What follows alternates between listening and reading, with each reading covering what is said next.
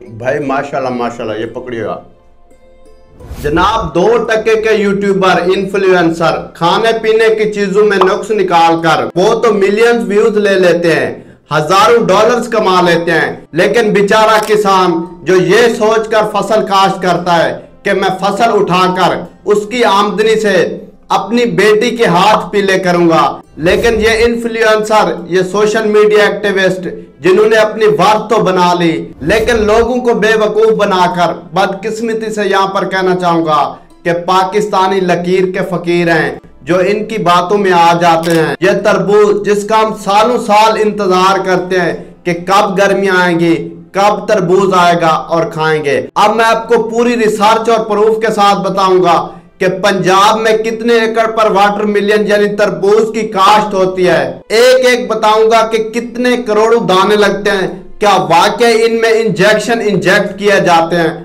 आज ये पोस्टमार्टम करते हैं। नाज़रीन, पंजाब में 48% लोग ऐसे हैं जो ज़राअत से अपना रोजगार कमाते हैं, लेकिन इन इन्फ्लुएंसर्स ने उनका जीना हराम कर दिया है। रिसेंटली आप देखें कि गंदम की फसल पर कितने लाखों खर्च हुए और अब रेट देख लें, आज 2400 या 2500 रुपए मन हो गया है। पंजाब में सालाना 23,685 एकड़ पर तरबूज काश्त किया जाता है और रिसर्च के मुताबिक तकरीबन 1 एकड़ में 32 से 33 हजार दाने निकलते हैं। अगर सारी कैलकुलेशन की जाए तो पंजाब में 78 करोड़ 16 लाख 5 हजार दाने तरबूज के काश्त होते हैं। अब समझदार लोग मुझे इतना बता दे, मेरी समझ में तो ये बात नहीं आती कि 78 करोड़ तरबूज के दानों में एक एक में अगर आप इंजेक्शन लगाना शुरू कर दें तो पता नहीं कितने टाइम लग जाएगा, पता नहीं कितने साल लग जाएंगे।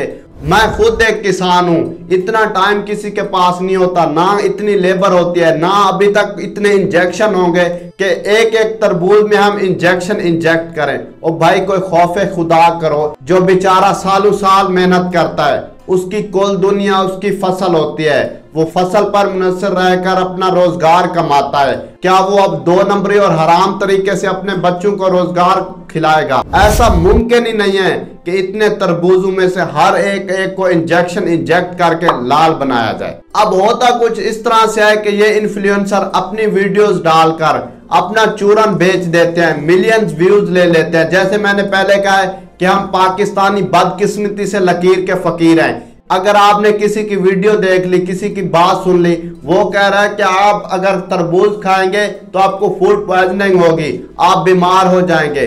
अब लोगों ने तरबूज खाना ही छोड़ दिया है। और भाई मैं आपसे रिक्वेस्ट करता हूं कि ऐसा वैसा कुछ नहीं है, कोई इंजेक्शन नहीं लगाता।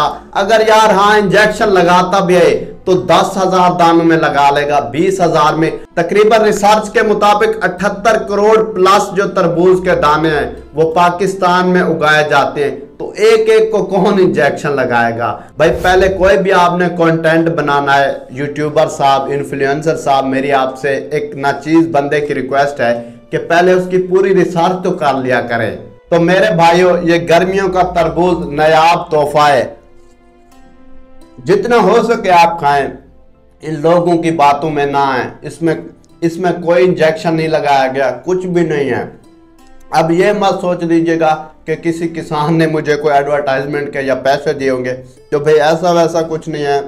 मुझे किसी की वीडियो सामने आई तो बहुत बुरा लगा और बहुत दुख हुआ कि हम लोग खाने पीने की चीज़ों में नुक्स निकाल लेते हैं। एट द एंड एक बात ऐड करना चाहूँगा कि झीला जिसको आप रोस्ट कर करके मिलियन व्यूज लेते हैं, आज घी ज्यादा डाल दिया, आज फलां कर दिया है, और चौथे दिन आप ऐसे करते हैं हैंडशेक, अस्सलाम वालेकुम, उसके पास पहुंच जाते हैं और उधर ही बैठ के नाश्ते कर रहे होते हैं।